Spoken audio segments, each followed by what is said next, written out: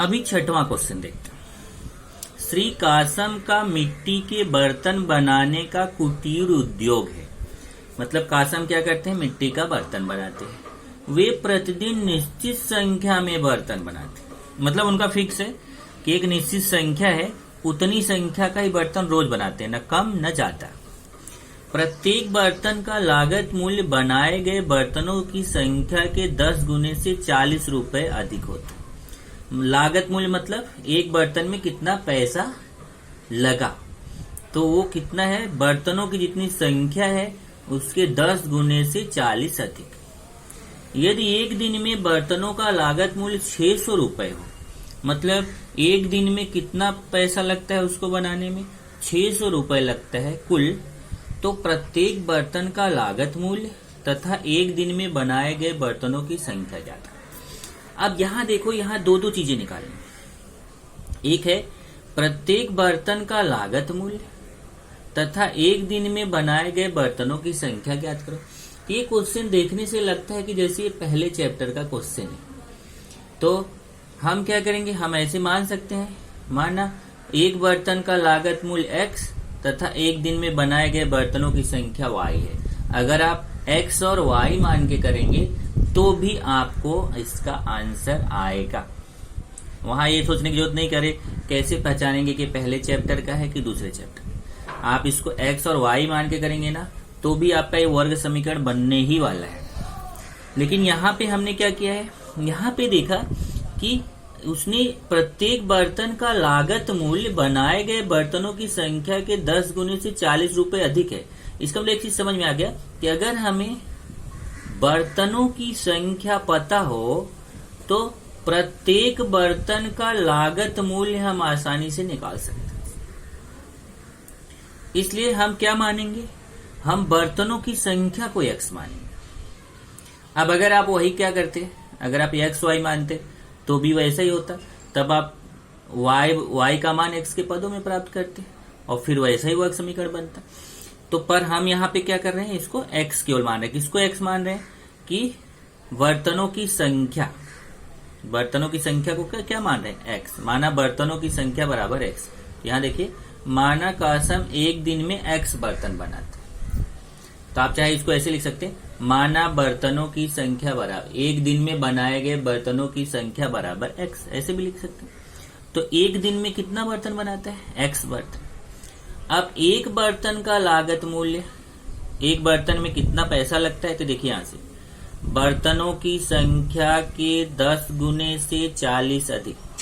तो 10 गुने बोलेगा तो 10 का गुणा करेंगे और 40 अधिक बोलेगा तो प्लस 40 करेंगे।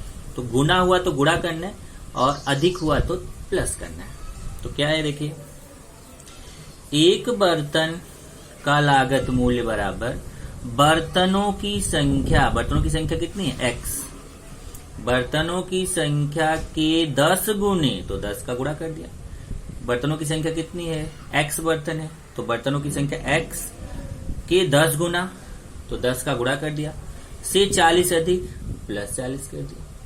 तो बर्तनों की संख्या, एक बर्तन का लागत मूल्य बर्तनों की संख्या के 10 गुने से 40 अधिक है। अब 10 का x से गुणा करेंगे 10x, 10 का x से गुणा 10x प्लस 40। अभी जुड़ेगा नहीं तो आप जोड़ के इसको 50x कर दो, ये जुड़ेगा नहीं क्योंकि सजातीय पद नहीं है। अब ये एक बर्तन का लागत मूल्य है और ये बर्तनों की संख्या है, तो हम बर्तनों का कुल लागत निकालेंगे। तो जरा इसको क्लियर करो। अगर मान लो आपको कोई बताए कि एक बर्तन का लागत मूल्य 10 रुपए है, एक बर्तन का लागत मूल्य कितना है, 10 रुपए, तो 5 बर्तन का कुल मूल्य कितना होगा। ये देखिए, एक बर्तन का लागत मूल्य कितना है, 10 रुपए, तो 5 बर्तन का कुल मूल्य कितना होगा। तो आप तुरंत बता दोगे कितना होगा। अगर एक बर्तन का 10 रुपए तो 5 बर्तन का कितना होगा, 5 गुणे 10 50 रुपए। सेम वही काम यहाँ करना है। इसका मतलब अगर एक बर्तन का मूल्य पता है और कई सारे बर्तन का निकालना है तो उसका गुणा करके हम पता कर सकते हैं। वही यहाँ पे है, देखिए बर्तन कितने हैं x और एक बर्तन का मूल्य कितना है 10x प्लस 40 रुपए। तो ये बर्तनों की संख्या है, एक बर्तन का मूल्य है, तो कुल x बर्तन का, एक बर्तन का मूल्य 10x प्लस 40 है, तो x बर्तन का कितना होगा, x का इसमें गुणा कर देंगे। इसलिए लिखा बर्तनों का कुल, मतलब जितने बर्तन है, x बर्तन है, उसका पूरा मूल्य कितना होगा, तो इन दोनों का गुणा कर देंगे। x में गुणा करेंगे 10x प्लस 40 का, इधर गुणा करिए, x का अंदर 10x से भी गुणा होगा, 40 से भी होगा, x का 10x से करेंगे 10x स्क्वायर, x का 40 से करेंगे 40x। देख लीजिए, x का 10x से गुणा 10x स्क्वायर, x का 40 से गुणा 40x। अब क्या बोला है, अब बोला है प्रश्नानुसार बर्तनों का कुल लागत 600 रुपए है। प्रश्न में देखिए क्या बोला है, प्रश्न में बोला है बर्तनों का कुल लागत मूल्य 600 रुपए। एक दिन का कुल लागत मूल्य कितना है, 600 रुपए, जबकि हमने कितना निकाला कुल लागत मूल्य, 10x स्क्वायर प्लस 40x। तो हमने अपने कैलकुलेशन से ये निकाला 10x स्क्वायर प्लस 40x, जब हमने x मान के निकाला है, और उसने बोला है कुल कितना पैसा लगता है 600, तो ये दोनों आपस में क्या होंगे, बराबर, क्योंकि हमने तो ये निकाला है कुल बर्तन का मूल्य और प्रश्न में ये दिया है कुल बर्तन का मूल्य, तो ये भी कुल बर्तन का मूल्य है, ये भी कुल बर्तन का मूल्य, तो दोनों आपस में क्या होंगे, बराबर। तो देखिए कुल बर्तन का मूल्य बराबर कितना, 600। तो हमने ये जो 10x स्क्वायर प्लस 40x कुल बर्तन का मूल्य ये यहाँ पे लिख दिया। तो देख लीजिए बर्तनों का कुल लागत कितना है, बर्तनों का कुल लागत 600 रुपए, और यहाँ बर्तनों का कुल लागत कितना, 10x स्क्वायर प्लस 40x, तो यहाँ लिख दिया 10x square plus 40x equal to 600।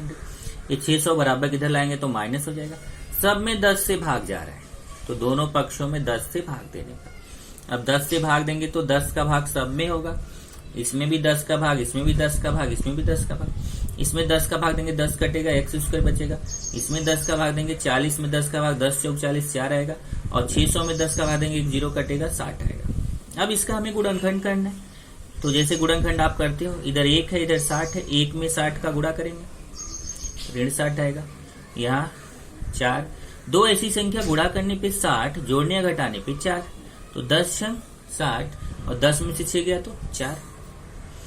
बड़ी संख्या 10 के सामने बीच वाला चिन्ह प्लस, छोटी संख्या 6 के सामने प्लस और माइनस का गुणा माइनस। अब ये किनारे वाली संख्या ऐसे लिखेंगे, एक्स स्क्वायर ऐसे लिखेंगे, 60 ऐसे लिखेंगे, किनारे वाले पद वो ऐसे लिखे जाते हैं एक्स स्क्वायर और 60।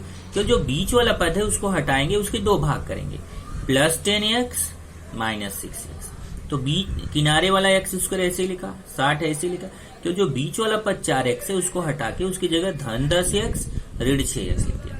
अब जो यहाँ 1 2 3 पद था, यहाँ 1 2 3 4 पद हो गया। आप चेक भी कर सकते हैं, 10x में 6x जाएगा तो 4x आएगा, आपका मान बदला नहीं है। ये दो को साथ में, ये दो को साथ में, इन दोनों में x कॉमन है तो x कॉमन ले लिया, तो x का भाग यहाँ, x का भाग यहाँ, यहाँ x का भाग देंगे तो x बचेगा, और यहाँ x का भाग देंगे x कटेगा तो 10 बचेगा। क्योंकि यहाँ x क्यों बचा, क्योंकि इसके पास x स्क्वायर है, एक कटेगा एक बचेगा।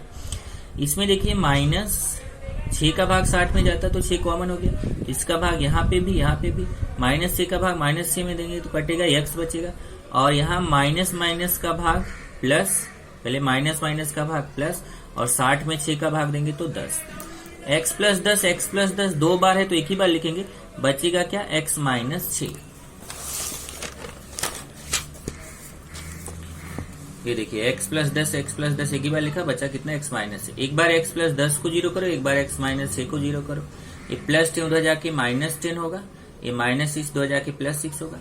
एक आंसर आ गया, बर्तनों की संख्या एक आ गई -10, एक आ गई 6, परंतु बर्तनों की संख्या ऋणात्मक नहीं होती है। बर्तनों की संख्या माइनस में होती है नहीं ना, बर्तनों की संख्या ऋणात्मक नहीं होती है, इसलिए x का मान ऋण 10 नहीं हो सकता है। तो x का मान कितना हो गया 6। तो बर्तनों की संख्या आपने कितना माना था, आपने x माना था, तो बर्तनों की संख्या कितनी आ गई 6, और प्रत्येक बर्तन का लागत मूल्य कितना था 10x प्लस 40। देख लो जरा, बर्तनों की संख्या आपने कितना माना था x, और एक बर्तन का लागत मूल्य कितना था 10x प्लस 40। तो यही दो आंसर आपको निकालने हैं, x का मान यहाँ पे रखना है, यहाँ पे रखना है, एक बर्तनों की संख्या निकालना है x, और एक प्रत्येक बर्तन का लागत मूल्य निकालना है 10x प्लस 40। तो यहाँ पर बर्तनों की संख्या x मतलब 6, देखिए x मतलब 6, और प्रत्येक बर्तन का लागत मूल्य 10x प्लस 40। x का मान 6 है, x का मान 6 है तो x की जगह 6 रख दिया 10, बीच में गुणा छिपा हुआ, x का मान 6, 10 संग 60, 60 में 40 जोड़ेंगे 100। तो इसका मतलब प्रत्येक बर्तन का लागत मूल्य कितना हो गया? 100 रुपए। तो उत्तर आ गया बर्तनों की संख्या 6 और प्रत्येक बर्तन का लागत मूल्य कितना है? 100 रुपए। ये दो आंसर आपको निकालना था, ये दोनों आंसर आपका निकल